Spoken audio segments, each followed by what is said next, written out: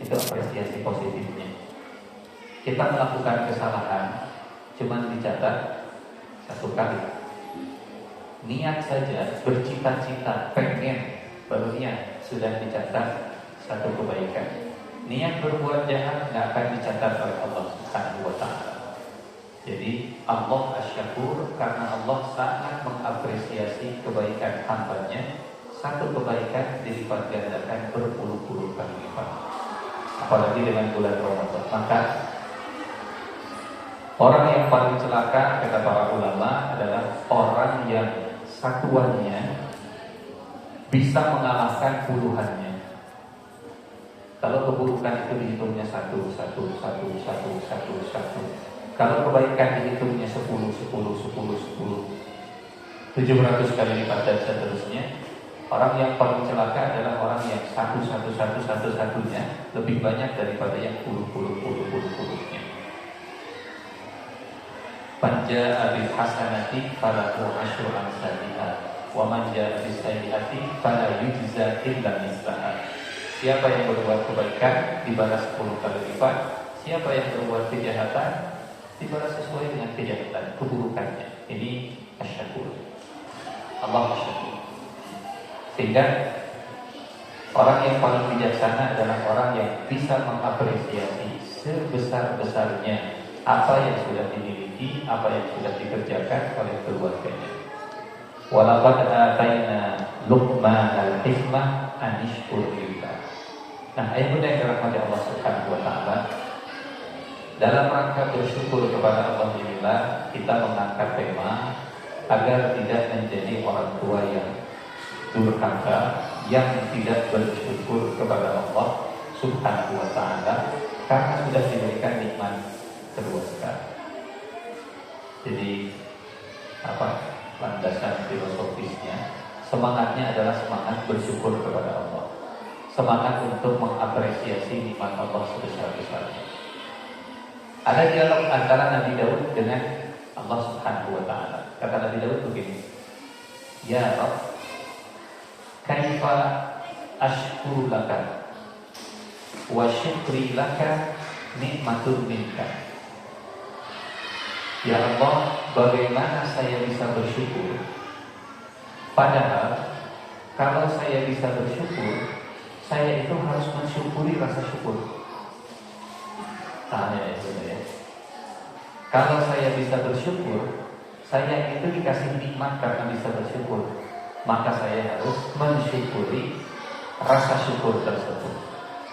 Jadi bersyukur karena sudah bisa bersyukur, karena sudah bisa bersyukur terus sampai mata rantai syukurnya tidak bisa berhenti. Kata Nabi Daud, kaifa ashkuru laka wa syukri laka nikmatul minka. Bagaimana saya bisa bersyukur sementara syukur saya adalah nikmat darimu yang harus saya syukuri juga. Kemudian dijawab oleh Allah, ya Daud, ajzuka li syukri syukrun. Kelemahanmu untuk bisa mensyukuri adalah bentuk syukur. Jadi tidak sampai kepada puncak kesyukuran sampai seseorang sadar bahwa dia itu gak bisa mensyukuri nikmat Allah yang begitu banyak, begitu berlimpah. Sadar bahwa nikmat Allah jauh lebih banyak daripada syukur kita kepada Allah Subhanahu wa Ta'ala.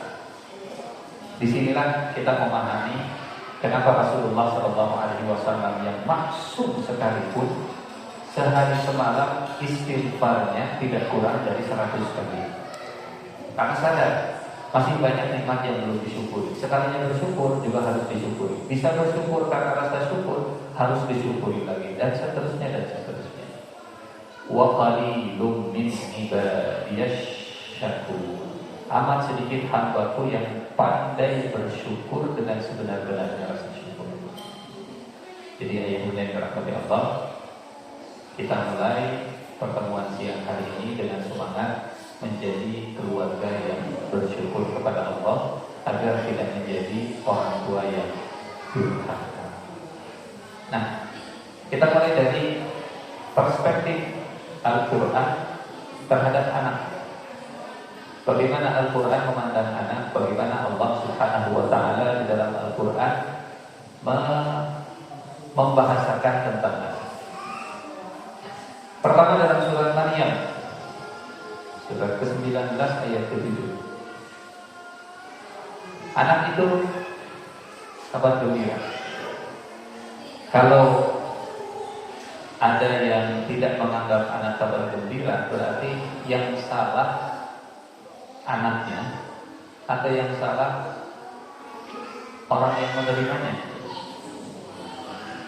Contohnya begini di Al-Quran itu. Dulu orang Arab Jahiliyah, ini kita ceritakan di sirahnya. Kalau mereka punya anak perempuan, responnya gimana? Malu, saking malunya wajahnya jadi merah, sembunyi dari orang. Bahasa Al-Qurannya begini. Wa idza busyira, apabila mereka diberi busyra, kabar gembira. Wa idza busyira ahaduhum bil unsa, apabila mereka diberi kabar gembira yang lahirnya itu anak perempuan, yang datang kabar gembira, yang diterima kabar buruk. Contoh, tetangga misalnya, tetangga kita punya kabar gembira, mobilnya baru, motornya baru, kulkasnya baru, TV-nya baru. Dia cerita, saya punya kabar gembira. Tidak datang sama tetangga yang lain, kabar gembira yang dia dengar berubah jadi kabar buruk. Yang salah kabar gembiranya atau tetangga yang dengarnya? Atau yang salah dirinya sudah beli mobil baru, jadi kabar gembira tetaplah kabar gembira. Kalau kabar gembira didengar jadi kabar buruk, berarti yang salah adalah yang menerima kabar gembira. Contoh, mohon maaf, ada yang punya anak dari hasil hubungan MBA, Master Bachelor, married by accident. Positifnya sama, anaknya sama, tapi yang satu kabar gembira, yang satu kabar buruk. Yang salah anaknya yang dikandung atau yang mendengar kabarnya? Yang mendengar. Nah, ya Zakaria, inna nubasyiruka. Surat Maryam ayat 7. Wa idza busyira ahaduhum bil unsa. Semuanya busyra. Waktu Nabi Isa memberikan kabar gembira lahirnya Rasulullah sallallahu alaihi wasallam.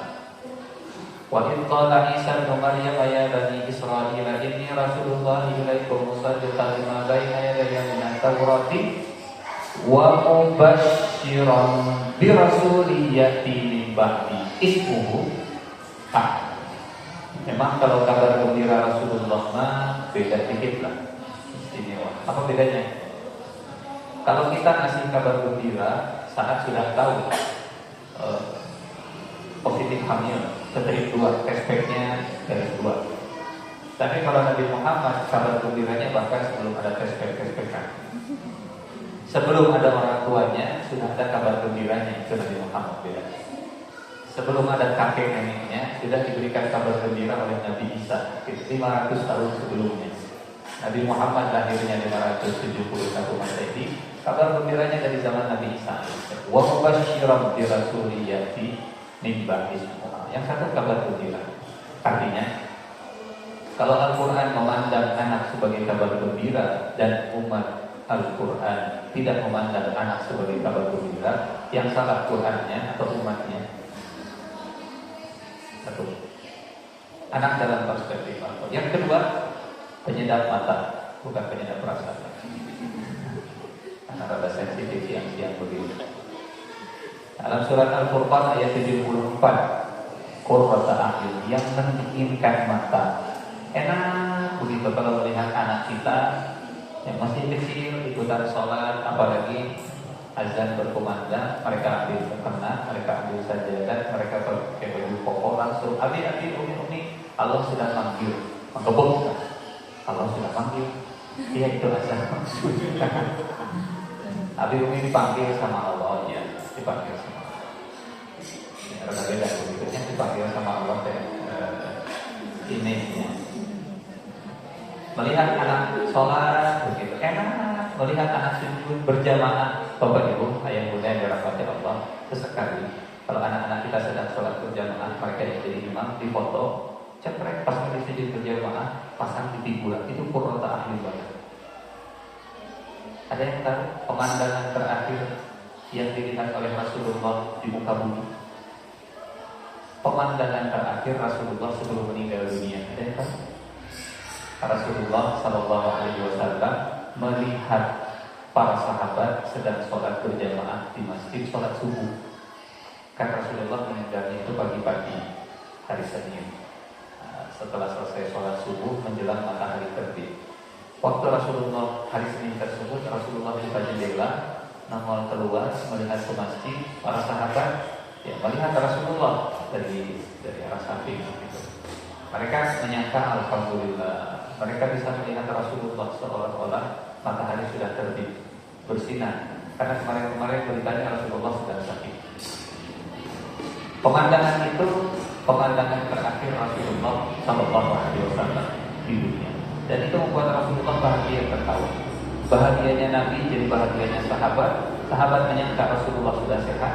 Tapi begitu biasanya orang yang akan meninggalkan dunia, meninggalkan sudah lama jejak dan jelas begitu ya. Nah, ada kamar lima sehat. Nah, ada kamar lima silaturahmi biasa ini. Nah, ada kamar lima ayah tadi. Cikeneng keluar bahasa cikeneng. Cikeneng itu di mana? Cikeneng kamari ngobrol, cikeneng kamari dan seterusnya. Cikeneng tadi Rasulullah buka jendela melihat kita. Kok sudah ada berita meninggal?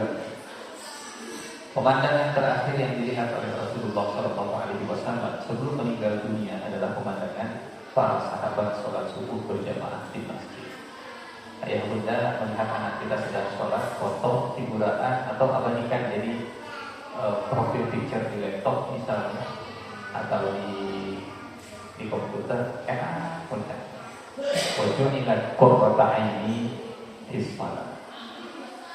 Rabbana hab lana min azwajina wa dhurriyyatina qurrata a'yun waj'alna lil muttaqina imama. Kalau bulan Ramadan melahirkan orang-orang yang bertakwa, kalau keluarga yang qurrata a'yun melahirkan pemimpinnya orang bertakwa, waj'alna lil muttaqina imama. Yang ketiga, anak dalam perspektif Al-Qur'an itu disebut sumber mawaddah dan rahmah. Bunda sering kan mendengarkan kalimat ini, mawaddah rahmah, mawaddah rahmah. Para ulama tafsir menjelaskan mawaddah dan rahmah itu artinya anak. Wa min ayatihi an khalaqa lakum min anfusikum azwaja wa ja'ala bainakum azwajan litaskunu ilaiha wa ja'ala bainakum, dan Allah menjadikan di antara kalian, di antara suami dan istri, mawaddah warahmah, cinta dan kasih sayang, yang bisa melunakkan hubungan suami dan istri, yang bisa mengikat, yang membuat awet. Salah satunya adalah adanya keturunan, adanya anak yang Allah berikan. Mawaddah warahmah. Yang keempat, Allah memandang Al-Quran melihat anak dalam perspektif perhiasan dunia. Al-mal harta, wal banun dan anak zinatul hayati dunia, perhiasan kehidupan dunia. Kemudian dalam surat Al-Balad ayat 3, Allah juga bersumpah. Yang namanya sumpah itu ayat bunda, kalau dalam ilmu bahasa, supaya orang yakin kita pakai sumpah, begitu ya. Kalau orang sudah yakin sebetulnya nggak pakai sumpah juga nggak usah. Bu, tahu nggak sekarang tuh lagi siang hari? Ibu percaya, bapak percaya, saya bunda percaya, saya nggak perlu sumpah. Tapi Allah sekarang itu siang. Kenapa? Mudah untuk diyakini. Sekarang begini, kalau Allah berfirman, Allah dipercaya tidak firman-Nya. Kalau Allah sudah bersumpah, berarti ada sesuatu yang sangat dahsyat yang ingin manusia itu benar-benar percaya. Tanpa sumpah Allah berfirman, kita sudah percaya. Nggak usah pakai sumpah, Allah tidak pernah berdusta. Wa man asdaqu minallahi qila. Siapa yang paling jujur ngomongnya, yang paling benar ucapannya dan firman-Nya kalau bukan Allah Subhanahu wa taala. Kemudian Allah bersumpah, pasti dahsyat.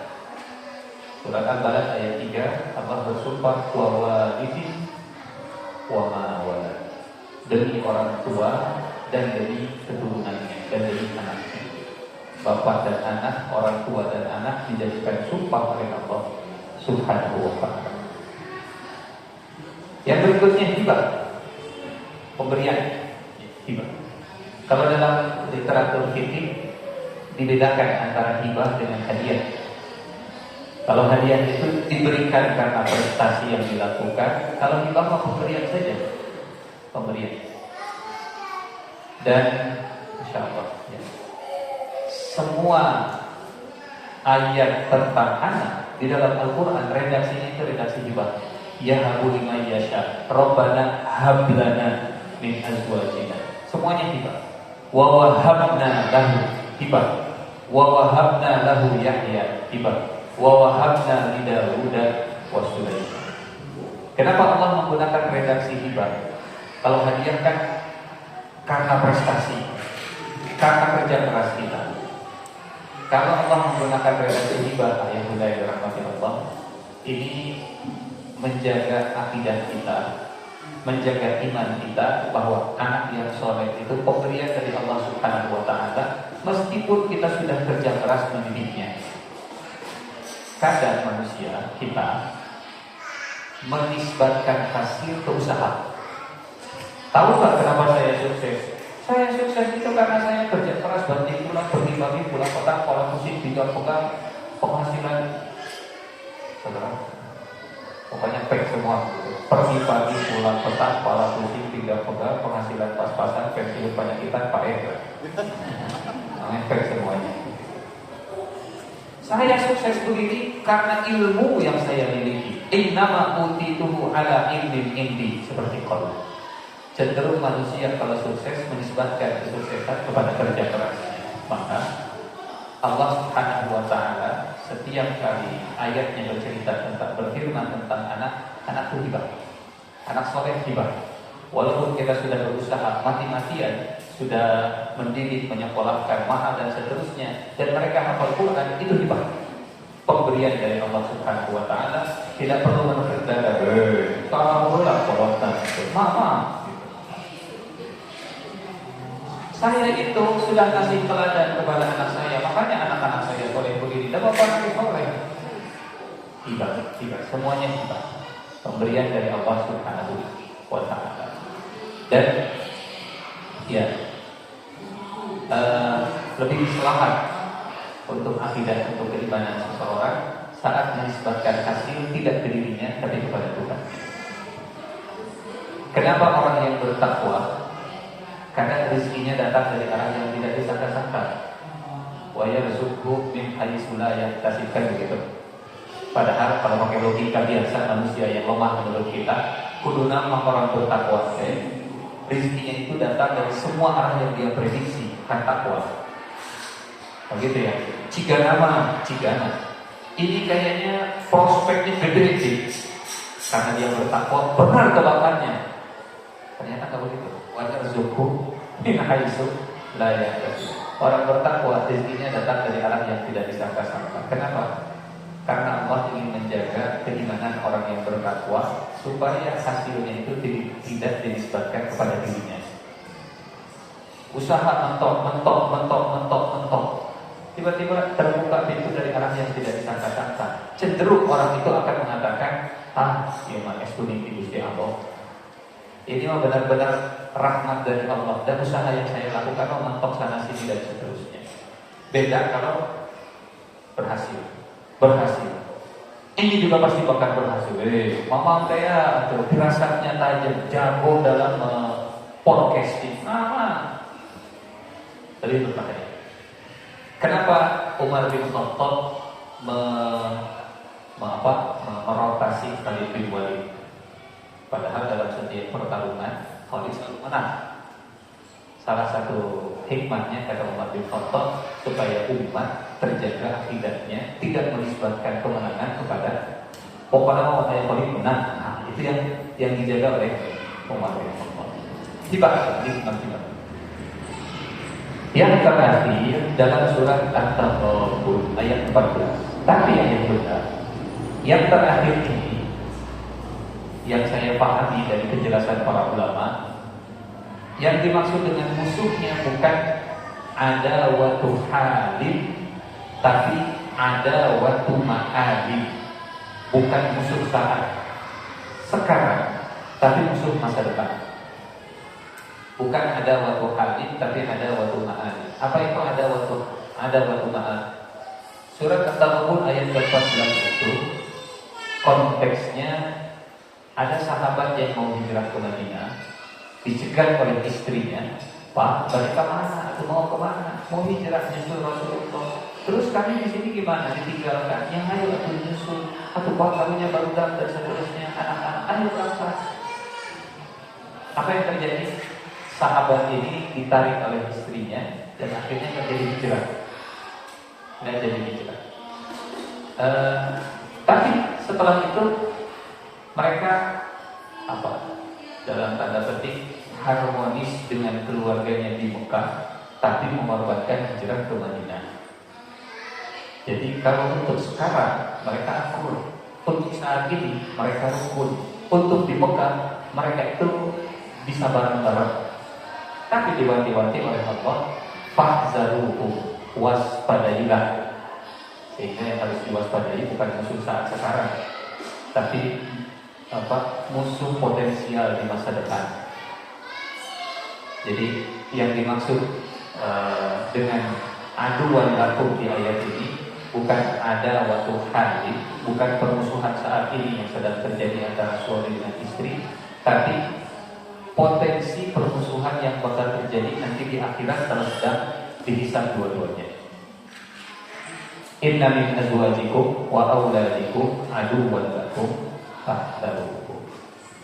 Nah, yang dirahmati Allah Subhanahu wa taala, kalau Al-Qur'an melihat anak dengan perspektif yang begitu luar biasa tadi, artinya memiliki anak itu keutamaan. Punya anak itu keutamaan tersendiri.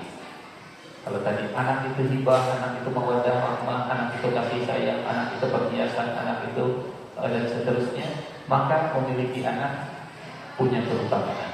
Ada keutamaannya. Dan kita doakan ya, saudara-saudara kita, teman-teman kita yang berjuang untuk memiliki anak, mudah-mudahan Allah mudahkan diberikan keturunan insyaallah. Amin ya rabbal alamin. Mudah-mudahan di antara kita dari 5.000 peserta dengan para malaikatnya yang menaungi kita, insyaallah tidak terlihat, tapi kita yakini ada. Mudah-mudahan ada doa yang didengar oleh Allah, ada yang dijabah. Kalau seandainya di antara kita ada yang sedang berjuang memiliki anak, mudah-mudahan Allah mudahkan. Dan ini bulan Ramadan. Ayat yang dirahmati Allah Subhanahu wa taala. Beberapa keutamaan saat seseorang memiliki keturunan, punya anak. Apalagi sekarang kan sedang ramai ya, kampanye di media sosial. Nanti kita bahas setelah ini. Apa hukumnya children dan free? Kata orang Sunda prank. Karena sekolah itu prank. Di bahasa Inggris free, bebas.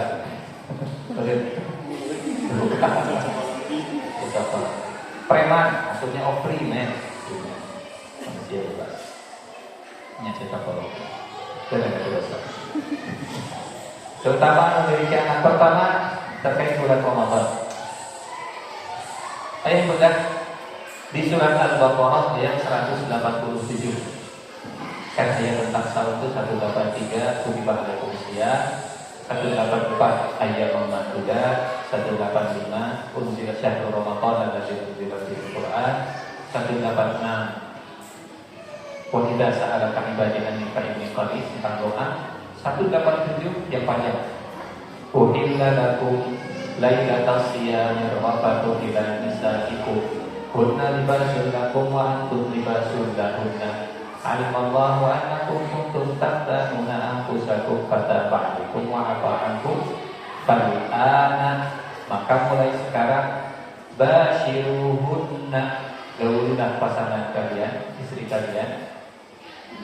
Fal'ana basyiruhunna wabtaghu ma kataballahu lakum dan carilah apa yang sudah Allah tetapkan untuk kalian. Kalau kita buka tafsirnya ayat ini, wabtaghu ma kataballahu lakum artinya dan carilah keturunan yang sudah Allah tetapkan untuk kalian dari hasil hubungan badan kalian dengan pasangan kalian. Makna ayat fal'ana basyiruhunna wabtaghu ma kataballahu lakum. Jadi di antara amal soleh di bulan Ramadan, siangnya sahur, isyaknya sholat tarawih, setiap waktunya sholat berjamaah, di sela-sela sholat kita tilawah Quran, di malam hari salah satu amalan yang dianjurkan, mungkin tidak diwajibkan walaupun relasinya relasi perintah, tapi kata para ulama bahasa, perintah yang diturunkan setelah larangan itu namanya anjuran atau pembolehan.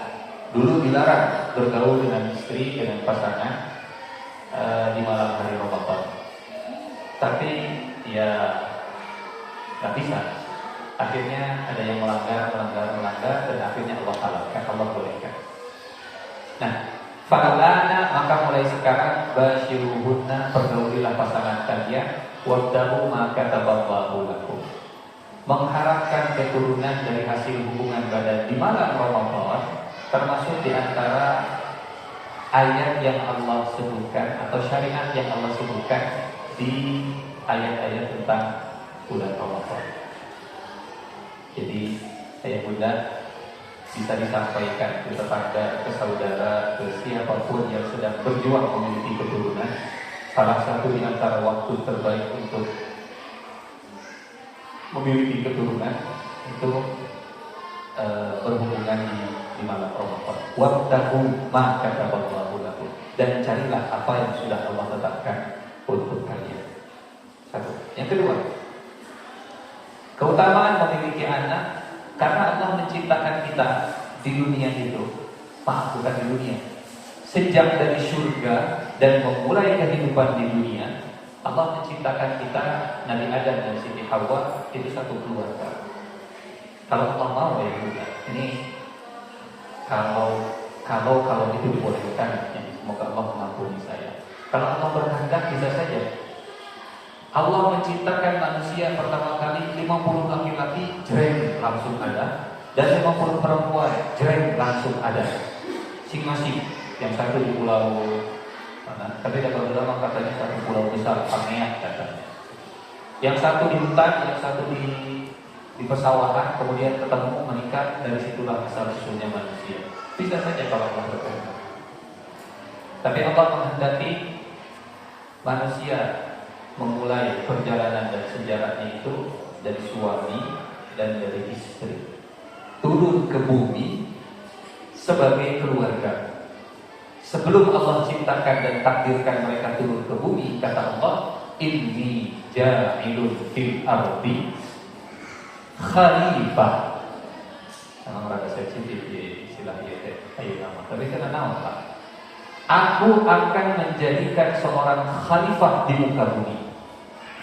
Turun, ternyata khalifah yang turun ke muka bumi itu keluarga. Aku akan mengangkat seorang khalifah di muka bumi. Ternyata khalifah pertama kali institusinya berbentuk. Jadi latihan menjadi khalifah sebenarnya dimulai dari ini ja'ilun fil ardi khalifah. Nanti ada khalifah pertama turun ke bumi dengan keluarga. Latihan menjadi khalifah pertama kali adalah di keluarga kita. Ini ladang khilafah kita. Dan tugas manusia menjadi khalifah itu menuntut keberlangsungan hidup manusia. Sehingga Masya Allah, saya pernah, kita bayangkan lah ya Bunda ya, Bayangkan kalau manusia itu tidak punya keturunan atau tidak ada yang namanya kematian.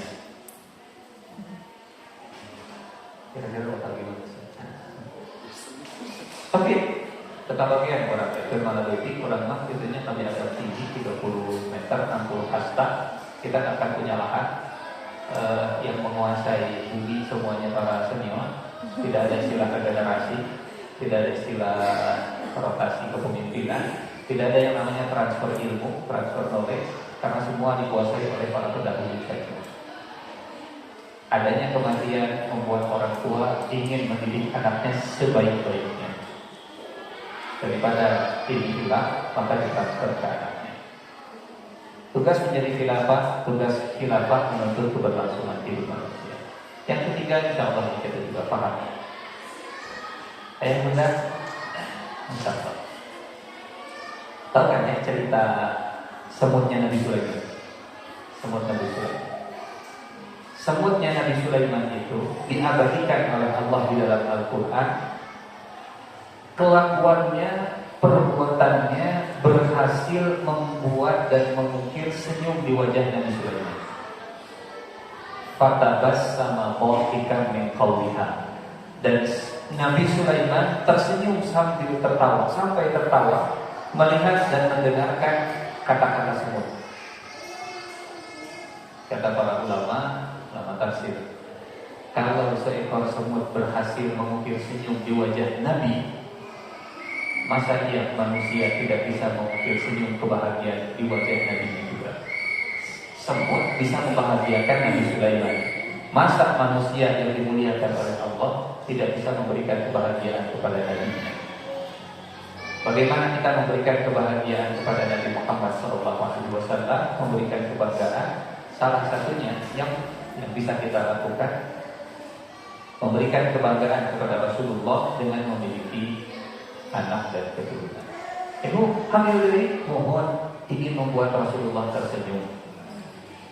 Apa sudah punya anak lagi? Maka sebarang sebarangnya enggak dari 20 kilo. Sudah selesai, mudah-mudahan Rasulullah. Atau saya nggak tahu amal apa yang bisa membuat Rasulullah bangga, membuat Rasulullah bahagia. Cuma ini. Jadi malam nanti kita buat Rasulullah bahagia. Membuat Rasulullah bangga. Hadisnya yang mudah. Ada anak muda datang ke Rasulullah konsultasi. Ya Rasulullah, bolehkah saya menikah dengan perempuan yang cantik, terhormat, darah biru, bangsawan, tapi tidak punya keturunan? Sudah ketahuan tidak akan punya keturunan. Kata Rasulullah, jangan di sini bukan haram hukumnya, tapi tidak dianjurkan. Para ulama mengatakan bukan haram. Jangan. Kalau ada perempuan yang memang bisa melahirkan keturunan, nikahi perempuan yang punya banyak keturunan, yang bisa melahirkan yang subur dan yang penyayang. Tazawwaju al-waduda fa inni mukafirun bikumul umama yaumal qiyamah. Nikahilah oleh kalian yang penyayang dan yang subur, karena saya akan bangga dengan jumlah nanti di hari kiamat. Buat bangga Rasulullah sallallahu alaihi wasallam. Keutamaan memiliki anak juga kalau anaknya perempuan. Yang muda boleh angkat tangan yang punya 3 anak perempuan. Yang anak perempuannya 3, insya Allah. Ada yang suami istri. Ada lagi. Selamat. Kata Nabi, man kana lahu thalathu banati fayu'addibuhunna wa yarhamuhunna wa yaquluhunna wajabat lahul jannah. Siapa yang punya 3 anak perempuan, dididik, dibiayai, disayangi, dididik, sekolahkan, disayangi, dibiayai, kasih makan dan seterusnya, wajib bagi orang tuanya masuk surga. Saya bukan panitia surga. Saya hanya menyampaikan kabar gembira dari Rasulullah kepada ayah dan bunda yang punya 3 anak perempuan. Pasti nih ayah bunda yang anak perempuannya 2 dulu atau memakan. Dan itu yang terjadi ke para sahabat juga. Nanya mereka, ya Rasulullah, mundur kumaha? Itu pertanyaan karena punya kepentingan pasti. Karena setiap itu harus tahu latar belakangnya. Gitu. Ada rhetorical question, pertanyaan-pertanyaan retoris yang ada kepentingan juga. Ya Rasulullah, bagaimana dengan dua? Kata Rasulullah, wa in kana kasnatain. Walaupun anak perempuannya dua, saya dua, alhamdulillah. Pasti yang anak perempuannya satu, jadi kumata, jadi kemana? Hadisnya riwayat Ahmad, para sahabat itu bisik-bisik di belakang. Membiji komandannya, ini sok aku tanya, mau apa? Tanya, itu berdua tanya. Mereka nggak bertanya, tapi Rasulullah tersenyum melihat para sahabat bisik-bisik. Nah, para sahabat paham arti senyumnya tadi, karena yang terpenting bukan jumlahnya, tapi yang terpenting tadi, yu'addi, yarfan, yakul, dididik, dibiayai, dan disayangi. Dan konteksnya Rasulullah tentang anak perempuan memotivasi orang Arab jahiliyah saat itu, atau para sahabat yang dulu mindsetnya masih jahiliyah, bahwa anak perempuan itu naiz, anak perempuan itu memalukan, dan seterusnya. Konteksnya. Sehingga saat para sahabat mereka senang, ya Rasulullah, kalau dua juga, atau keuangannya, Rasulullah senyum. Apa arti senyumnya Nabi? Rasulullah melihat para sahabat sekarang mindsetnya tidak lagi melihat anak perempuan sebagai penting. Investasi akhirat dalam doa-doa anak soleh. Ada orang tua yang surprise di akhirat karena surganya tinggi. Ya Rabb, wahai Tuhanku, dari mana surga begitu tinggi untukku, padahal amalku tak terukur. Kata Allah, bistighfari waladika laka. Istighfar anakmu untukmu yang mengangkat derajatmu. Istighfar anakmu untukmu yang mengangkat derajatmu. Waladun salihun yad'ulahu. Anak saleh yang mendoakan orang tuanya jadi investasi akhirat. Utama memiliki anak. Dan yang terakhir, semoga ayah bunda yang diuji oleh Allah, anaknya meninggal dunia, mudah-mudahan jadi syafaat masuk surga insyaallah. Kata Nabi, anak yang meninggal tidak akan mau masuk surga sampai orang tuanya ikut masuk surga bersama mereka. Gak mau, ayo masuk surga, gak mau sebelum kami pegang tangan orang tua kami dan kami mau mereka memastikan orang tuanya masuk surga. Sudah ada tabungan, sudah ada rumah, sudah ada. Allah bertanya ke malaikat, ya malaikati, aqabattum walada abdi. Wahai para malaikatku, engkau mencabut nyawa anak hambaku. Kata malaikat, na'am. Na'am ya Allah, benar ya Allah. Ya malaikati, aqabattum thamarata fuadihi. Engkau mencabut buah hati anak, buah hati hambaku. Benar ya Allah. Ya malaikati, maka qala abdi. Wahai para malaikatku, apa yang diucapkan oleh hambaku? Hamidaka wastarjah. Hambamu tetap memujimu dan mengembalikan segala urusan kepada, mengucapkan hamdalah dan innabillah. Ya malaikati, wahai para malaikatku, ubnu lahu baitan wa sammuhu baitan hamdi. Wahai para malaikatku, bangunkan untuk hambaku tersebut sebuah istana di surga dan beri nama istana tersebut dengan istana pujian atau rumah pujian. Ada klaster di surga namanya klaster hamd, klaster pujian. Siapa pemiliknya, siapa yang akan memasukinya? Mereka yang tetap memuji Allah saat mereka dipuji oleh Allah. Salah satunya dipuji dengan anak. Kalau anak perspektif Al-Quran begitu luar biasa dan memiliki anak itu punya keutamaan, pertanyaan berikutnya, apa hukumnya kalau orang tidak ingin memiliki anak? Kita tidak berbicara orang tua yang memang tidak bisa punya anak, tidak bisa punya anak, tapi mereka pengen punya anak. Hukum tidak ingin memiliki anak, ini kita mulai dengan hukum menikah dulu. Hukum pernikahan dulu, karena aku mau punya anak, kalau tidak menikah memang sudah. Ya walaupun jalan lain tapi tidak halal, itu lain cerita. Jadi ada pertanyaan, Ustaz, apa sebab terbesar dari perceraian? Pernikahan.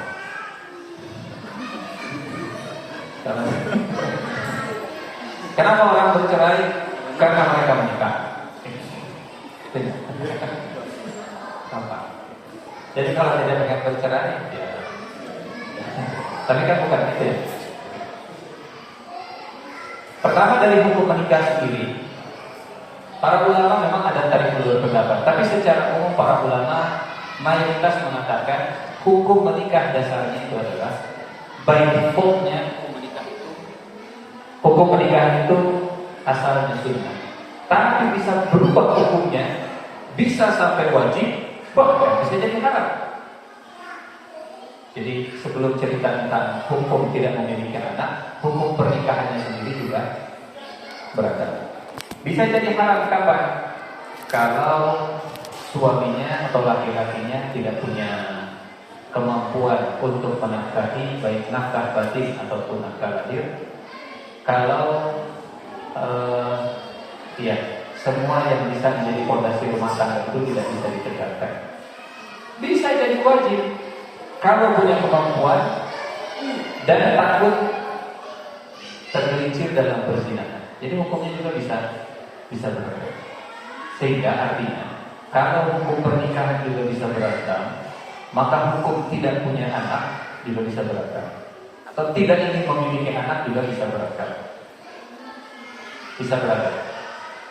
Ini lain cerita kalau mengkampanyekan supaya tidak punya anak. Itu lain cerita ya. Ini hukum tidak ingin memiliki anak. Jangan ditarik ke hukum mengkampanyekan supaya tidak punya anak.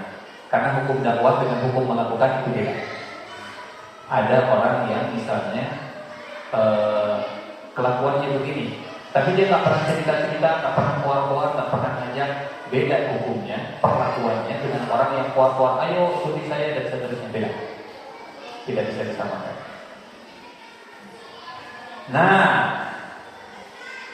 dibahas juga oleh para ulama, kalau memang hukum menikah itu bisa jadi wajib, bahkan bisa jadi haram, bisa makruh walaupun asalnya sunnah.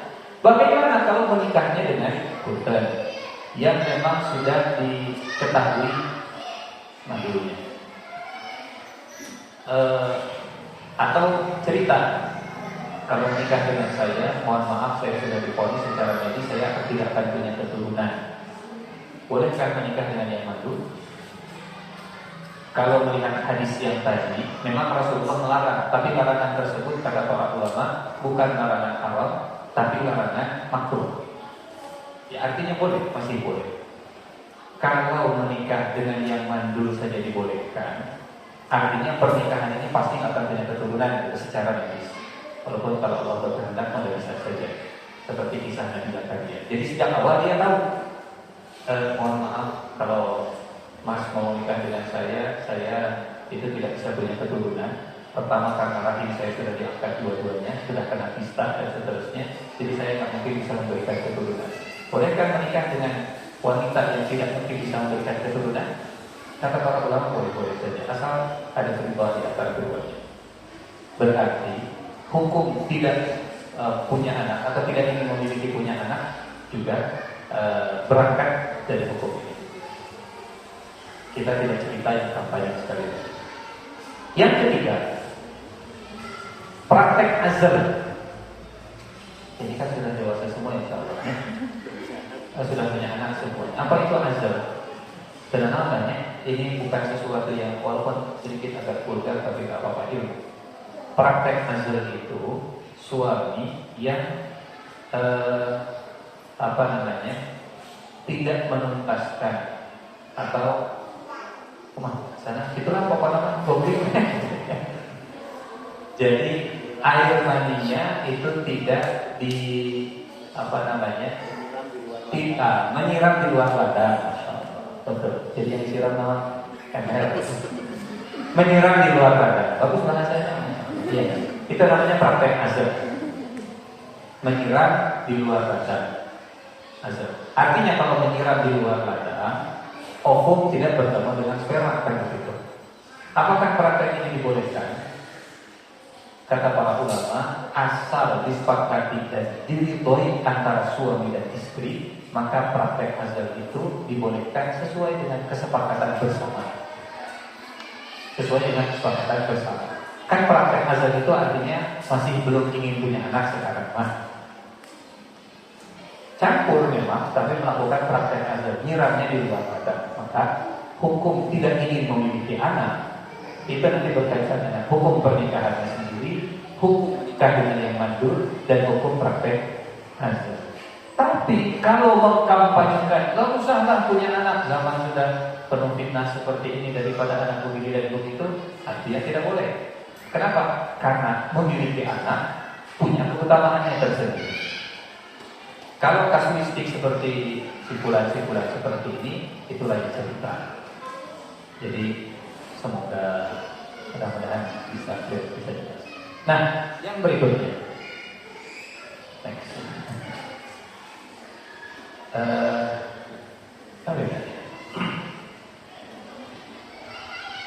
Yang berikutnya yang dirahmati Allah Subhanahu wa taala, kewajiban terhadap anak. Saya mencari padanannya dalam bahasa Arab. Durhaka itu bahasa Arabnya apa sih? Apakah uquq atau isyan? Karena kalau isyan digunakan untuk bawa ke atas. Bawa ke atas itu begini. Kalau saya tidak taat kepada orang tua, maka saya isyan. Kalau saya tidak taat kepada Allah, maka saya isyan. Tapi kalau orang tua isyan kepada anak, rasanya nggak pas. Karena orang tua mah di atas, anak mah di bawah. Sehingga yang lebih tepat istilah bahasa Arabnya bukan isyan walid, tapi uquq walid liwaladi. Durhakanya orang tua kepada anak, bentuknya ketika orang tua tidak menunaikan kewajiban-kewajibannya kepada anak. Ada hadis tapi dhaif. Ada hadis tapi dhaif. Hadisnya riwayat Hakim. Kata Nabi, birru aba'akum yaburrukum abna'ukum. Berbaktilah kalian kepada orang tua kalian, kelak anak kalian akan berbakti kepada kalian. Secara sanad dhaif. Tapi makna hadisnya insya Allah bisa diyakini. Di antara amal soleh yang akan disegerakan balasannya adalah berbakti kepada orang tua. Tidak hanya dibalas di akhirat, tapi juga akan dibalas di dunia. Nabi Ibrahim baik kepada orang tuanya. Sejahat-jahatnya orang tua Nabi Ibrahim, kata ayahnya, ya Ibrahim, la in lam tantahi la arjumannak wahjurni maliyah. Ibrahim itu sekalian cici itu ngomong wae. Hayo Pak, ini terpasuk saya dan seterusnya. Ya Ibrahim, la in lam tantahi muntah eureun wae Ibrahim baledog itu bapak. Itu bapaknya Nabi Ibrahim kalau bahasa Sunda itu. Ya Ibrahim, la in lam tantahi, kalau engkau tidak berhenti ngomong tentang berhala dan patung ini, la arjumanna, saya rajam. Muntah cici mana Ibrahim baledog itu bapak. Apa sikap Nabi Ibrahim? Apakah Nabi Ibrahim balik bapaknya? Atau Nabi Ibrahim kemudian lebih kasar kepada bapaknya? Ya abati, la ta'budi syaitan, wahai ayahanda. Nabi Ibrahim tetap dengan ihsan kepada orang tuanya, maka dibalas oleh Allah ihsan Ibrahim kepada orang tuanya dengan ihsan Ismail kepada Ibrahim. Itu yang diabadikan oleh Allah di dalam Al-Quran. Jadi secara sanad memang hadisnya itu dhaif, tapi secara makna insya Allah bisa diamalkan. Birru aba'akum yaburrukum abna'akum. Ada lagi cerita dari riwayatnya Imam dhaif, tapi makna dari cerita ini insya Allah benar maknanya. Ada orang tua datang ke Umar bin Khattab. Wahai Amirul Mukminin, saya pengen curhat. Silahkan. Apa yang ingin dicurhatkan? Barudak, nah, durhaka.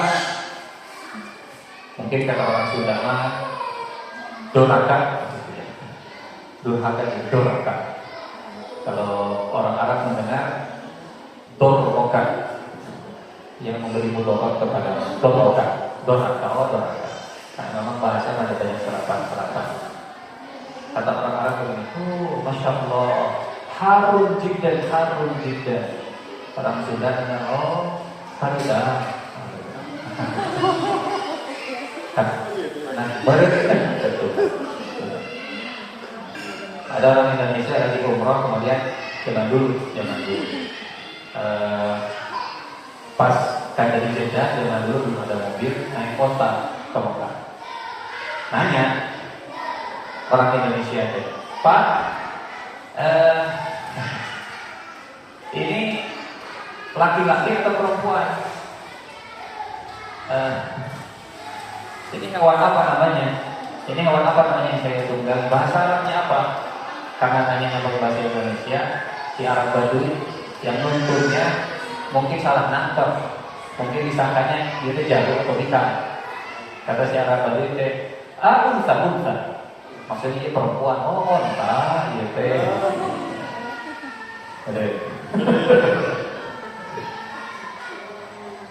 Ada penjajah begitu ya, nyuruh warga pribumi naik ke atas pohon kelapa, ambil pohon kelapa itu, do organ, lakukan atau saya tembak, do organ. Oh, ada organ. Jangan bicara ada organ siang-siang begitu. Sangat angkat. Ayo benar dirahmati Allah Subhanahu wa taala. Orang tua yang durhaka, orang tua yang tidak menjalankan kewajiban terhadap anak-anaknya. Apa saja kewajiban terhadap anak? Agar tidak menjadi orang tua durhaka, agar anak tidak durhaka kepada orang tua, maka orang tua jangan durhaka kepada anak. Nu'man bin Bishr datang ke Rasulullah dengan anaknya. Ya Rasulullah, saya mau ngasih hadiah ke anak saya. Hadiah apa? Tanah. Kata Rasulullah begini, Anda punya anak yang lain? Punya ya Rasulullah. Punya anak yang lain? Punya ya Rasulullah. Aku luwala dikatakan, apakah semua anakmu kau berikan hadiah yang sama? Kata beliau, tidak ya Rasulullah, hanya si fulan ini saja yang saya beri. Kata Nabi begini, apakah kau mau anak-anakmu berbaktinya sama seperti anakmu ini? Atau kau hanya ingin anakmu yang ini saja yang berbakti? Kata beliau, ya Rasulullah, saya pengen semua anak saya yang lain berbakti juga seperti si fulan. Kalau kau pengen sama anaknya berbakti semuanya, maka nasibnya juga harus sama. Artinya begini, orang tua yang menjalankan kewajiban kepada anak akan menjadi sebab anak yang baik kepada orang tua. Orang tua yang durhaka kepada anak, maka anaknya pun besar peluangnya, kalau Allah tidak mengizinkan atau tidak ya, durhaka kepada orang tua. Apa saja kewajiban anak, kewajiban orang tua terhadap anak supaya tidak menjadi orang tua yang durhaka? Dimulai tentu umumnya sebetulnya cuma satu kewajiban kita itu, qu anfusakum wa ahlikum. Tapi kalau boleh saya buat ilustrasi begini saya budaya, punten. Rumah kita kebakaran, alhamdulillah misalnya, semoga tidak terjadi. Rumah kita kebakaran, anak kita sedang tidur, istri kita sedang tidur, mereka tak nyadar saking minyaknya padahal api sudah melalap semuanya. Kira-kira kita akan menyelamatkan mereka dengan manja?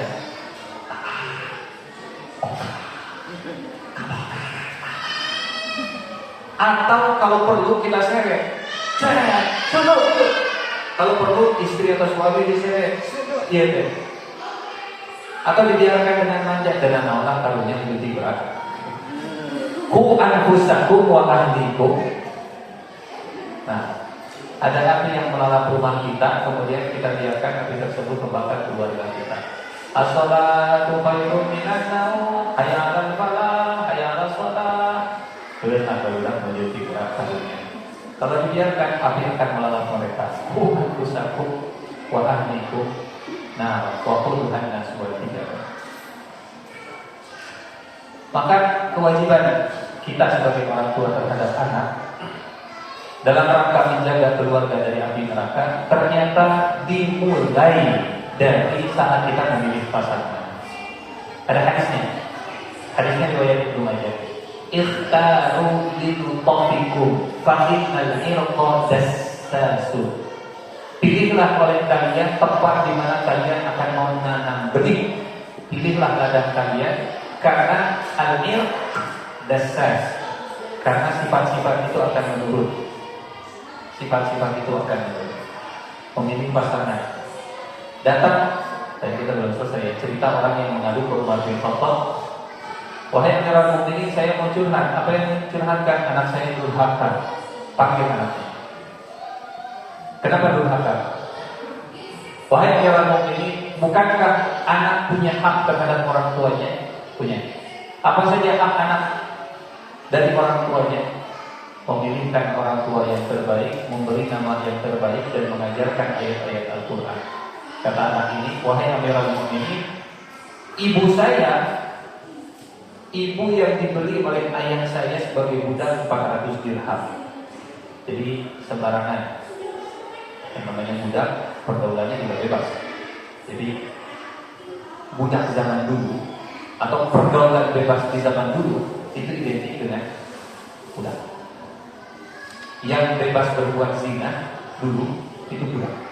Yang kalau berbuat zina itu akan dinyinyiri oleh orang lain itu budak. Jadi betapa banyak perbudakan zaman sekarang walaupun mengaku orang-orang merdeka. Ibu saya dibeli oleh bapak saya sebagai budak 400 dirham. Saya diberi nama Ju'la, yang artinya kelelawar jantan. Kasih namanya Ju'la. Dan saya tidak pernah diajarkan ayat-ayat Al-Quran. Kata Umar ke bapaknya, ke bapak anak tadi, Akok tahu qabla an ya'uqoka. Engkau sudah durhaka kepada anakmu sebelum anakmu durhaka kepadamu. Engkau sudah durhaka kepada anakmu sebelum anakmu durhaka padamu. Dan anak mah memang tergantung orang tuanya, begitu ya. Yang pertama, memilih calon orang tua yang terbaik. Ikhtaru li mutafikum, kata Rasul. Yang kedua, yang ketiga, punya visi keluarga. Yang benar tahu apa sebabnya keluarga Imran diabadikan oleh Allah dalam Al-Quran. Rahasia keluarga Imran diabadikan oleh Allah. Jadi nama surat. Bersanding keluarga Imran dengan keluarga Nabi Ibrahim, bersanding dengan Nabi Nuh, bersanding dengan Nabi Adam. Inna Allah astafa Adam wa Nuha wa ala Ibrahim wa ala Imran. Apa rahasianya keluarga Imran diabadikan oleh Allah? Ternyata kalau kita baca ayatnya, karena ibunya Imran, orang tua istrinya Imran punya visi untuk keluarga, punya visi untuk anaknya. Katanya sampai aku. Kata istri Imran begini, Rabbi inni nazartu laka ma fi batni muharraman fataqabbal minni. Ya Allah, saya bernazar kalau saya hamil, anak yang ada dalam kandungan saya akan jadikan dia pelayan di Masjidil Aqsa. Visinya menjadi pelayan masjid, menjadi pengurus DKM Al-Aqsa. Visi. Nabi Ibrahim, apa visinya? Rabbi ja'alni muqimas shalah wa min dzurriyyati. Visi keluarga Nabi Ibrahim menjadi keluarga yang menegakkan salat. Kewajiban kita terhadap kewajiban orang tua terhadap anak punya visi. Ayah bunda, ini bukan ajakan untuk menonton, bukan ya. Ada film kartun Alice in the Wonderland, Alice in Wonderland, Alice. Nah, sakit tuh ya, Alice in Wonderland. Ada adegan begini. Saya bukan mengajak untuk menonton. Nah, ada cuplikan yang paling menarik dari film Alice in Wonderland cuma cuplikan ini saja. Si Alice lagi jalan-jalan di hutan. Di hutan dia ketemu dengan pertigaan jalan. Di pertigaan jalan, dia bingung mana ya jalan yang benar. Dia lihat ada cesir kucing di film Alice di atas pohon sedang bertengger. Kata si Alice, kucing, cesir, jalan yang benar kemana? Ke kanan atau ke kiri? Kata cesir kucing tersebut, Alice, memang Alice mau kemana? Ditanya begitu, panik, bingung. Kata Alice, Gadis nggak tahu mau kemana, gadis nggak tahu mau pergi kemana. Kata kuncinya, Elis, kalau Elis tidak tahu mau pergi kemana, kanan dan kiri sama saja. Selesai sudah. Kita angkul menarik deh. Kalau orang tidak tahu mau pergi kemana, kanan dan kiri sama saja. Kalau kita tidak tahu mau membawa kemana keluarga kita, tak usah nanya jalan keluarga yang mana yang. Karena kita akan membuat roadmap kalau kita sudah tahu tujuannya mau kemana. Kita Google Map, balik ke mana? Balik ke Gede Bage dulu lah sebelum jalanan dulu. Gede Bage, set direction, oke, ada start, mulai jalan. Tujuannya siapa itu kan? Stephen Covey. Stephen Covey di bukunya yang 7 kebiasaan orang sukses. Kebiasaan nomor 2 orang sukses, start from the end. Memulai segala sesuatu dari ujung, dari akhir. Sama kan intinya begitu. Dan kita sebagai orang Islam, kita sudah dilatih sejak awal. Kita percaya dengan surga, dan dari surga kita menarik roadmap kita. Ujung-ujungnya surga. Kalau Stephen Covey kan ujungnya masih dunia, begitu. Ujungnya pengen jadi apa sih? Tapi sekarang harus bagaimana? Tapi Muslim ujungnya sudah jelas. Visi kita, visi keluarga, visi surganya jelas. Tuhan tusakumu ahlikum nara, visi dunianya juga kita buat. Yang keempat, nama yang baik tentunya, insya Allah ini kita lakukan. Mendoakan kebaikan saat lahir. Ada cuplikannya di media sosial itu. Pas anaknya lahir aja, seringnya diperdengarkan nama Allah. Allahu Akbar, Allahu Akbar. Lahir takbiran dengan sana. Malah takbiran. Jadi kalimat pertama yang diperdengarkan di telinga anak kita adalah kalimat-kalimat kebaikan seperti yang Rasulullah ajarkan saat anak lahir. Tentu kita hafal insyaallah. Wa in yuka bi kalimatillahi ta'ala min kulli syaitanir wahab wa min kulli ainin damma. Keluarga Imran ketika anaknya lahir, ketika Siti Maryam lahir juga sama doanya. Wa inni u'iduha bika wa dzurriyyataha minasyaitonir rajim. Doakan kebaikan. Jangan mendoakan keburukan kepada anak-anak kita, karena walaupun Allah itu mendengar dan mengijabah, ya, walau yu'ajjilullahu istijalaku, walau yu'ajjilullahu linnasi syarra istijalahum bil khairi laqudiya ilaihim ajalahum. Allah masih baik, keburukan itu tidak sesegera diijabah seperti kebaikan. Menempatkan di lingkungan yang kondusif, seperti Siti Maryam yang ditempatkan di lingkungannya Nabi Zakaria. Siapa yang menjaga Siti Maryam? Nabi Zakaria. Lingkungan yang kondusif, karena kalau dulu perumahan yang paling mahal itu perumahan yang ada ulama di sana. Jadi kalau sekarang rumus memberi properti apa? Location. Ini location nanti udah terkenal. Apakah ada pintu gerbang? Anu tadi buka gerbang. Saya jadi korban. Pengumuman. Perumahan ini adalah perumahan terdepan dari pintu gerbang tol. Wih, berbondong-bondong, tapi pintunya tak dibuka. Iya, tidak bohong mulutnya. Nah, kita nyata dulu. Lingkungannya kondusif. Dulu, lingkungan yang mahal itu kalau berada di lingkungan ulama yang soleh. Harga properti mahal kalau di situ ada ulamanya. Siti Asia. Waktu berdoa minta rumah. Siti Asia itu menarik doanya. Rabbibnili indaka baitan. Ya Allah, bangunkan untukku di sisimu rumah. Jadi bukan rumah di sisimu, tapi di sisimu rumah. Kenapa menyebut di sisimu? Karena Siti Asia paham. Al-jaru qoblad dari. Yang penting tetangga dulu, urusan fasilitas rumah nomor 2. Jar qoblad dar, lingkungan sebelum fasilitas. Lingkungannya kondusif, kalau Nabi Ibrahim yang punya visi keluarga menegakkan sholat, maka lingkungannya juga didekatkan dengan rumah Allah Subhanahu wa taala. Inni askantu min dzurriyyati biwadin ghairi dzi zar'in inda baitikal muharram rabbana yuqimus shalah. Menjaga rezeki tetap halal. Maryam setiap kali kelihatan punya makanan selalu ditanya, "Ya Maryam, anna laki hadza?" Nah, dari mana makanan ini? Nah, dari mana? Maryam, dari mana buah-buahannya? Anak kita pulang dari sekolah bawa mainan, tanya, T, A, D, dari mana mainan itu? Ibu gak pernah belikan. Oh, pinjam dari teman. Oh, sudah bilang? Sudah. Kalau sudah bilang, nanti kembalikannya pada waktunya. Rizki yang halal sangat menentukan tumbuh kembang dan kebaikan anak-anak kita.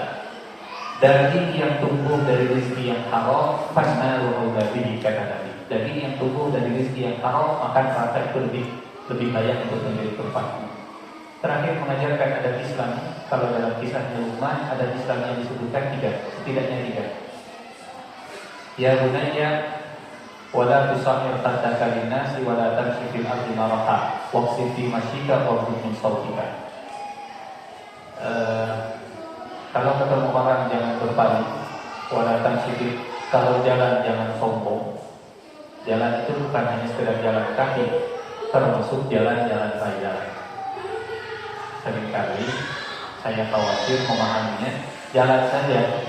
Padahal hari ini kita bisa jalan di jalan raya, bawa kendaraan jangan sombong.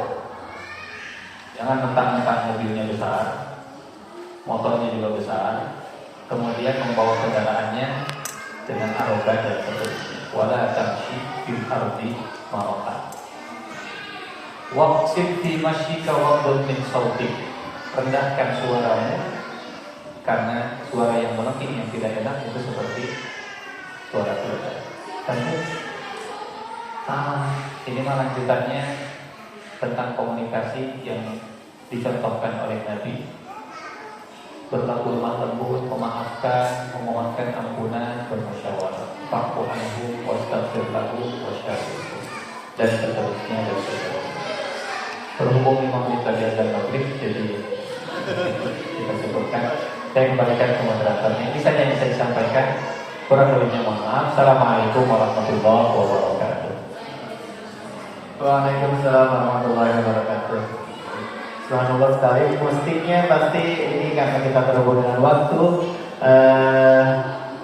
Nanti langsung saja untuk yang bertanya boleh kita angkat nanti ke depan. Ada yang ingin bertanya? Silakan. Di depan karena mikrofonnya tidak bisa nyampe ke belakang.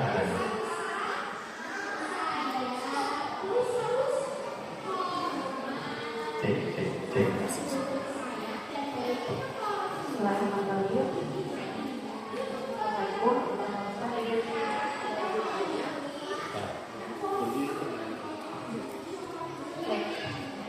Izin tanya, jadi terkait yang lingkungan yang kondusif, semisal kita sudah menempati satu lingkungan, terus tiba-tiba dikasih rezeki sama Allah tetangga yang luar biasa ya, mempunyai sahabatan. Nah, dan anaknya itu pengaruh gitu ketika sebagai orang tua yang ingin bijaksana, gitu ya, sebaiknya kita bersifat penuh. Dia dan kedua. Teorinya dari Badosa. Maka dari ayat ada yang ingin ditanyakan? Ya, Bapak PKM.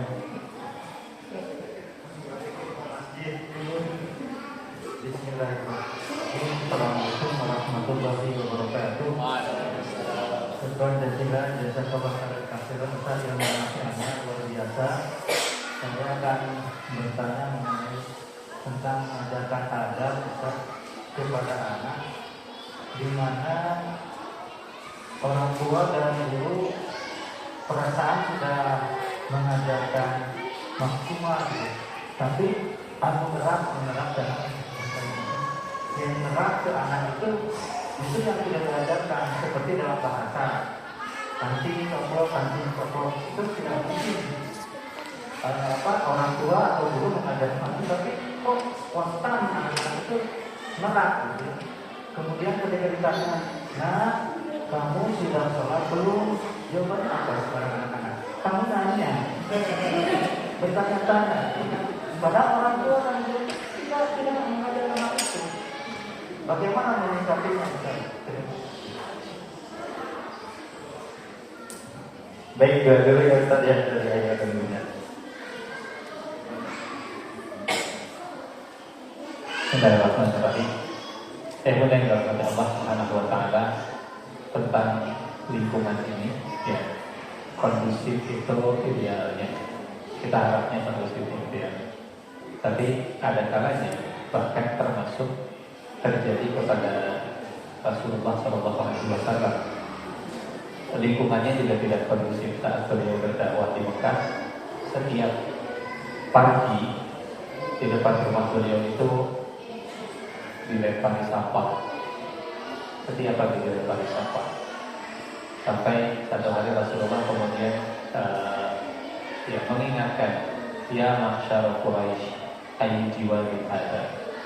Wahai mahsyar Quraisy, bertetangga macam apa yang seperti ini, yang sengaja membuang sampah di depan tetangganya.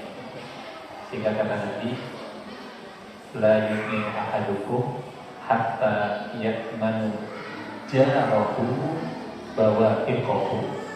Tidak beriman seseorang sampai tetangganya merasa aman dari bawaqiqahu, dari gangguan-gangguan tetangganya. Salah satu tanda keimanan itu kalau bisa menjaga kerukunan bertetangga, kenyamanan dalam bertetangga. Nah, pertama terjadi juga bukan hanya kepada umatnya, tapi juga kepada nabinya. Lalu bagaimana Rasulullah SAW menyikapi lingkungan yang sebutlah tidak kondusif seperti tadi? Kemudian dirahmati Allah Subhanahu wa taala, endingnya memang Rasulullah berhijrah, endingnya. Tapi hijrah itu kalau sudah tidak bisa lagi membawa perubahan di lingkungan. Jadi pilihannya dua, kita membuat perubahan. Kalau ternyata kita yang malah ikut dengan perubahan, lebih baik kita hijrah ke tempat yang jauh lebih kondusif. Boleh jadi Allah menempatkan kita di lingkungan seperti tadi karena Allah ingin kita punya pahala lebih dari dakwah begitu ya. Kalau langsung dengan tetangga kadang jadi malah ribut, mungkin Pak RT atau Pak RW bisa menengahi, bisa jadi apa? Bisa jadi wasitnya, gitu ya. Bisa jadi wasit, dibuat kesepakatan bersama. Tentu keberadaan masjid, keberadaan rumah Allah bisa jadi salah satu faktor penting kondusifnya lingkungan. Kenapa? Karena lingkungan yang banyak mendengarkan asma Allah, kalau bahasanya begitu, bahasa Rasulullahnya begitu, azan berkumandang, syaitan itu kabur. Makin sering di lingkungan tersebut azan dikumandangkan, sering mendengar suara azan, setannya makin sering kabur-kaburan. Mungkin datang lagi, kabur lagi. Dibandingkan dengan lingkungan yang memang ya sama sekali tidak pernah mendengarkan suara azan di situ, setan lagi betah dirinya. Nah, kalau sudah setan betah sana sini buka pintu dan seterusnya, terbuka pintu syaitan masuk ke orang tua, masuk ke anak, masuk ke tetangga, lingkungannya juga tidak kondusif. Jadi semangatnya semangat untuk mewarnai, bukan semangat semangatnya semangat pemenang, bahwa kita bisa memberikan warna kepada lingkungan sekitar. Dan terkait dengan lingkungan kondusif tadi ya sudah, memang saya lebih cenderung lingkungan kondusif itu bukan berarti kita berada di lingkungan yang benar-benar istilahnya antara imunitas atau sterilisasi. Pilih lingkungan yang steril atau kita mengimun anak kita supaya mereka bisa hidup di lingkungan yang tidak steril sekalipun. Mudah-mudahan paham maksudnya gimana. Kalau lingkungan yang steril itu sama sekali tidak ada gangguan, sama sekali tidak ada gangguan, boleh jadi daya tahannya tidak sekuat mereka yang mungkin banyak gangguan, tapi imunitas dari orang tua itu juga cukup. Faktor pertama kata Rasulullah yang membentuk anak kita pastinya dari orang tua. Walaupun tadi menyambung ke pertanyaan yang kedua, ada faktor-faktor lain, mungkin dari media sosial, dari pertemanan dan seterusnya. Saya pun yang dirahmati Allah Subhanahu Wa Taala, kalau melihat nasihat yang Allah abadikan dari Luqman ke anaknya, ternyata Luqman tidak memulai dengan adabnya, atau Luqman tidak memulai dengan bagaimana muamalah dengan manusia dan seterusnya. Luqman memulai mengajarkan kepada anaknya itu dengan tauhid, dengan akidah. Dan putar, bukan berarti kalau sudah mengajarkan tauhid anak kita tidak akan terpengaruh, bukan. Tapi lebih cepat kembalinya, lebih mudah untuk diarahkannya karena pondasinya sudah lebih kuat.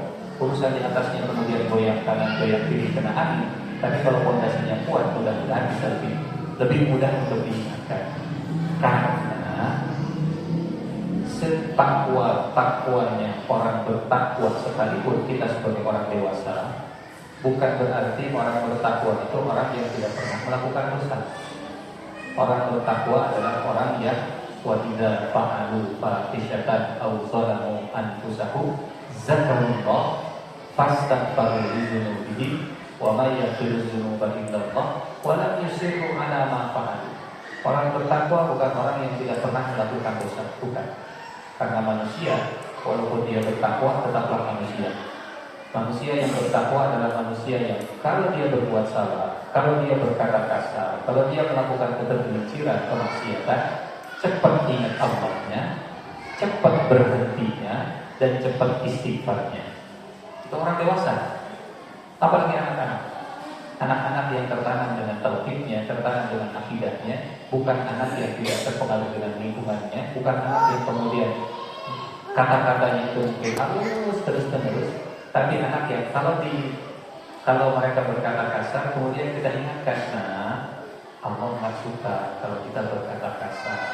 Allah nanti marah kalau lisan yang Allah kasih buat kita dipakai untuk berkata kasar. Yuk kita astagfirullahaladzim dan seterusnya. Salah perbaiki lagi, salah perbaiki lagi. Jadi kalau kita cerita ini sebetulnya selain berikutnya itu tentang Rasulullah dan anak. Bagaimana Rasulullah berinteraksi dengan anak saat mereka melakukan kesalahan demi kesalahan. Ada yang kesalahan itu sholatnya keren cepat, namanya juga anak muda. Allahu Akbar sehingga dia sehingga ibu dan naon Allahu Akbar tohri amin. Selesai kata Rasulullah, irji fasalli fa innaka lam tusalli. Sholat, pulang lagi sholat karena kamu belum sholat. Dia ulangi sholatnya. Selesai sholat, kata Rasulullah, pulang sholat karena kamu belum sholat. Sampai 3 kali. Setelah 3 kali, ya Rasulullah, saya nggak tahu harus kayak gimana sholat yang benar. Kata Nabi, kalau sholat rukunya harus tumanina, iktidalnya harus tumanina, sujudnya harus tumanina. Tapi Nabi memberikan kesempatan 3 kali, lakukan lagi. Masih kena salah, lakukan lagi. Masih kena salah, lakukan lagi. Baru diarahkan oleh Rasulullah Sallallahu Alaihi Wasallam. Jadi artinya tetap memberikan space untuk anak kita berbuat salah. Tetap space berbuat salahnya. Ya, dan kita juga manusia, orang tuanya juga punya salah. Orang bertakwa bukan orang yang tidak pernah berbuat salah, tapi kalau berbuat salah mereka cepat diingatkannya. Wallahu a'lam. Baik ayah bunda, karena waktu sudah hampir selesai, jadi langsung saja saat ini akan ada ada konfirmasi dulu. Door prize.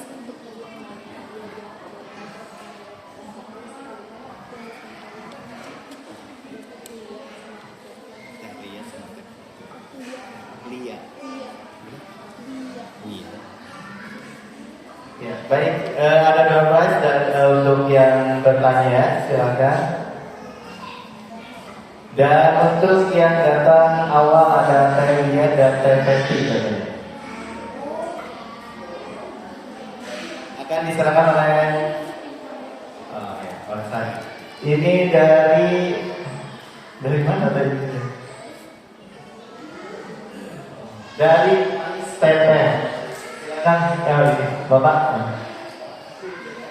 Amin, amin. Kemudian untuk yang akhlaknya akan diserahkan oleh Adi Potong. Di ke depan berarti. Pak, punten Pak.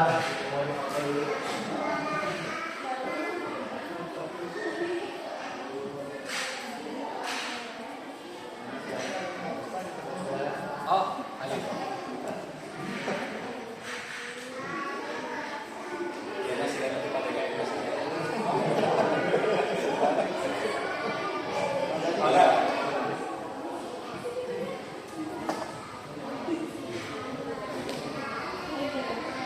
Ya, sama panitia aja. Enggak.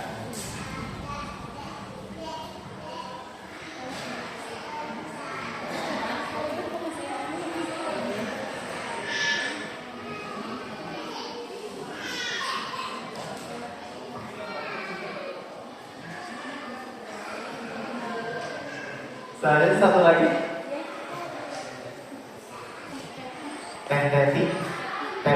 Teti.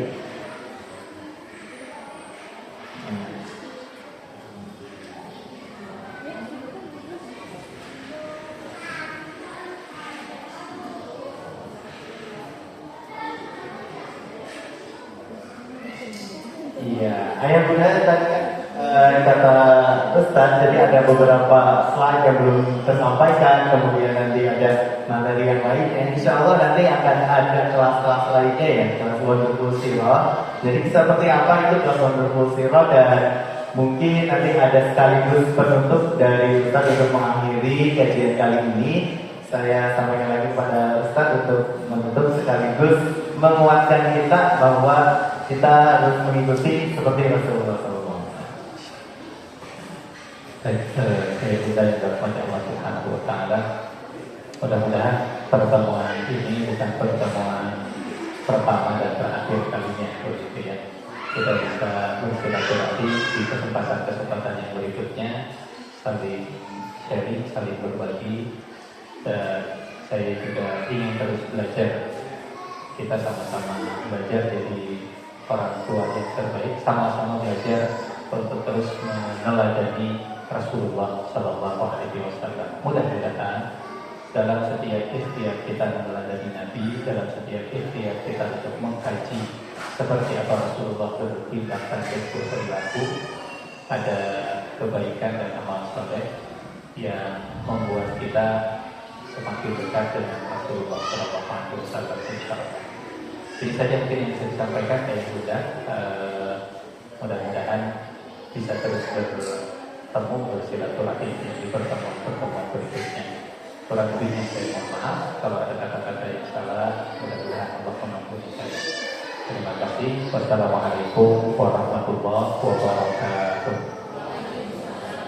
Waalaikumsalam warahmatullahi wabarakatuh. Selanjutnya mau foto langsung atau penyerahan?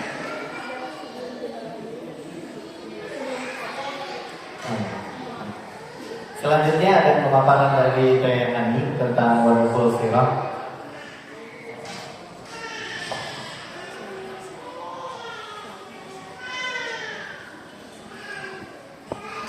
Assalamualaikum warahmatullahi wabarakatuh. Saya Bunda, perkenalkan saya Hani. Saya salah satu pengurus dari Wonderful Zero. Wonderful Zero itu adalah komunitas belajar Zero yang inisiasinya tuh dari 3 ibu yang pada saat itu tuh kebingungan arah pendidikan anak gitu. Kemudian kita diskusi. Pada saat itu biasa ngomong ya ibu-ibu muda, ada berbagai metode ya, dari mulai metode Montessori dan lain-lain, bahkan ada Islamic Montessori yang pada saat itu kita tuh mencari kebenaran gitu ya, kebenaran yang benar-benar mana sih yang terbaik buat pendidikan anak kita gitu. Kalau saya pribadi pengalaman spiritual tahun 2019 saya pergi umroh sama suami saya. Saya pertama kali pada saat itu melihat dan merasakan sendiri ya ketenangan berada di Masjid Nabawi. Dan di situ saya bertanya sudah seberapa kenal ya saya sama Rasulullah gitu. Nah, pulang dari umroh saya jadi ada trigger untuk belajar sirah pada saat itu. Saya belajar sirah sempat ketemu juga sama Ustaz Abe gitu ya di Jalan Biasa Manik, di Jalan Layar ya, di Jalan Layar itu saya ikutan tuh. Dan di situ saya merasa sedih gitu ya, karena waktu itu umur saya sudah 28 tahun, tapi ternyata saya sama sekali belum tahu gitu bagaimana kehidupan Rasulullah dari bahkan dari jauh sebelum Rasulullah ada sampai akhirnya Rasulullah wafat gitu. Bagaimana saya mau mengenalkan Rasulullah kepada anak saya kalau saya sendiri belum kenal gitu pada saat itu.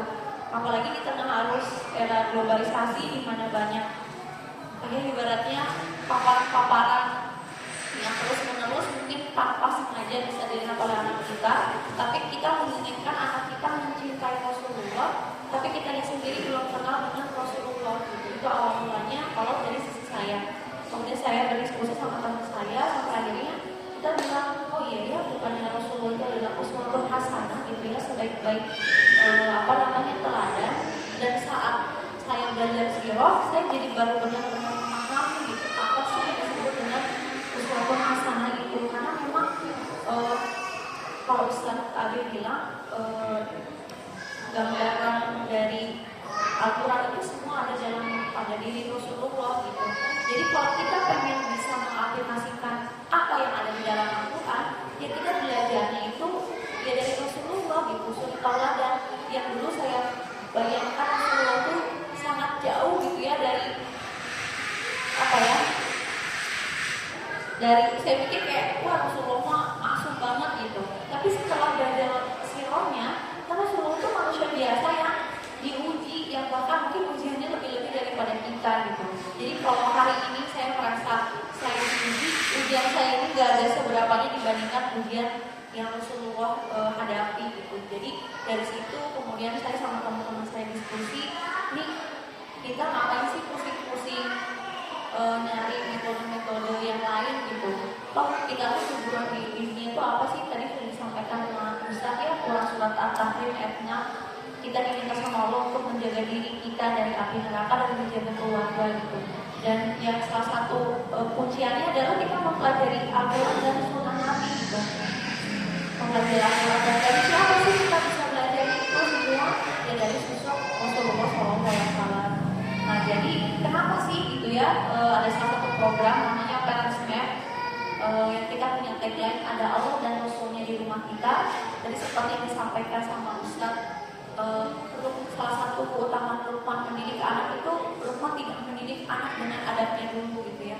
Saya punya anak paling besar umur 8 tahun dihadapi dengan tantangan adab yang sangat luar biasa. Ketika kita ingin menyuruh anak sholat itu yang luar biasa ya. Kalau tadi Ustaz menceritakan anak yang disuruh sholat kemudian disuruh sholat berkali-kali, mungkin anak kita udah ngomel di rumah gitu ya, udah protes duluan gitu. Tapi tadi balik lagi yang penting itu tauhid yang ditanamkan. Makanya kenapa salah satu urgensi yang menjadi bahan materi di Parents Map itu kita mempelajari tauhid, kemudian juga nanti kita belajar tentang sirah. Di sini nanti bisa dibaca ya, sejauh melangkah sebagai orang tua sebanyak apapun kita pelajari tentang pengasuhan, semuanya akan sia-sia jika kita melupakan tujuan hidup yang sesungguhnya itu akhirat. Untuk menjadi orang tua seperti yang Allah inginkan, maka kita harus melihat peta yang Allah berikan, yaitu Al-Quran dan Sunnah. Parents Map merupakan rangkaian kegiatan yang dihadirkan untuk kita kembali ke mana pribaan, apakah kita sudah menjadi orang tua yang Allah inginkan.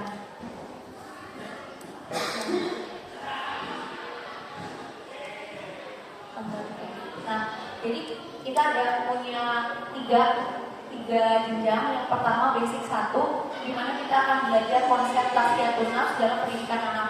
Jadi mau serumit apapun ilmu parenting yang kita pelajari, itu nggak akan ada papanya dan akan sia-sia kalau kita nggak mempelajari tasfiyatun nafs. Karena konsep tasfiyatun nafs itu benar-benar akan membersihkan hati kita, yang nantinya akan mempengaruhi mindset kita. Kalau tadi Ustaz bilang, anak yang soleh itu adalah hibah, gitu, bukan hadiah. Karena anak yang soleh itu bukan hasil dari payah kita seutuhnya, gitu, melainkan itu merupakan pertolongan Allah. Dan kita setiap nafs itu kita akan belajar konsep yang benar-benar menurut saya sangat fundamental dan sangat penting dalam pengasuhan. Nah, kemudian di basic yang kedua kita akan belajar tauhid sebagai fondasi pendidikan anak. Karena tadi ibaratnya apa ya, orang yang bertakwa itu tidak selalu jauh dari dosa, gitu ya. Karena dikatakan bahwa kullu bani Adam khata', itu ya, bahwa yang namanya anak Adam itu tidak akan pernah suci dari kesalahan. Tapi orang yang bertakwa ketika dia diingatkan, maka dia akan beristighfar seperti itu. Maka tauhid ini akan menjadi, dan tauhid ini merupakan inti dari dakwah seluruh nabi ya.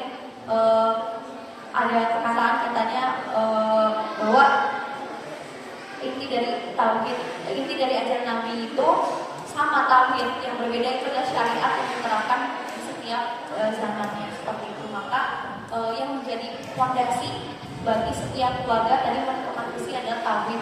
Sejauh mana kita memahami tauhid, mungkin teman-teman pernah tahu ya, kenapa orang-orang kafir Quraisy itu dilaknat sama Allah. Itu bukan berarti mereka tidak percaya sama Allah, mereka percaya sama Allah tapi mereka menyekutukan Allah. Nah, di zaman sekarang itu bisa dibilang bias, gitu ya, kita dalam mempelajari tauhid. Ada yang menganggap bahwa ya cukup mengimani bahwa Allah itu sang pencipta, padahal tauhid itu lebih daripada itu. Maka di sini kita akan mempelajari lebih jauh sebenarnya tauhid yang diajarkan Rasulullah itu seperti apa. Nah, nanti kita akan ketemu lagi sama Ustaz Abe itu di kelas Hero. Nah, kelas Hero ini kita akan ada mungkin.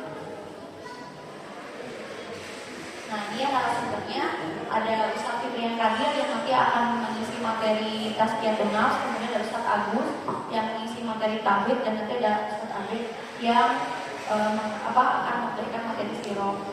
Nah, mungkin metode pelajaran ini, karena kita ini, jadi kalau teman-teman ikut, berarti teman-teman itu adalah angkatan ketiga, yang mana kita tuh ada 2 angkatan. Sejauh dari pengalaman kita belajar evaluasi karena banyaknya mama, gitu ya, yang ikutan kelas. Jadi konsepnya kelas yang sekarang itu nanti kelas rekaman, gitu. Jadi teman-teman bisa menontonnya fleksibel, tapi nanti kita sediakan poster sebagai indikator bahwa teman-teman sudah menonton kegiatannya seperti itu. Nanti ada ini tanggalnya, nanti akan dijelaskan akan di-share lagi dulu. Tapi kurang lebih nanti di selama periode semester 3 ini kita akan ketemu lagi sama Ustaz Abe secara offline di beberapa pertemuan yang nanti akan di-share ya kapan-kapannya. Tapi insya Allah nanti akan kombinasi gitu antara kelas online, rekaman dari Ustaz Abe yang sebelumnya, sama nanti kita akan ada pertemuan offline, karena gimana pun juga perlu itu akan terasa kalau kita ada majelis ilmu offline-nya ya, seperti itu. Ya mungkin itu aja. Nanti terkait biaya, kalau misalnya ada yang berminat, ada diskon menarik untuk yang hadir pada sesi hari ini. Nanti bisa tanya di meja registrasi. Sekian saja. Wabillahi taufiq wal hidayah. Wassalamualaikum warahmatullahi wabarakatuh. Waalaikumsalam warahmatullahi wabarakatuh. Terima kasih Teh. Dan sesi terakhir sebelum kita break sholat asar adalah foto bersama. Silakan kepada ayah boleh berdiri dan bunda-bunda juga boleh berdiri. Nanti Ustaz apanya di tengah. Dokumentasinya bisa dari depan.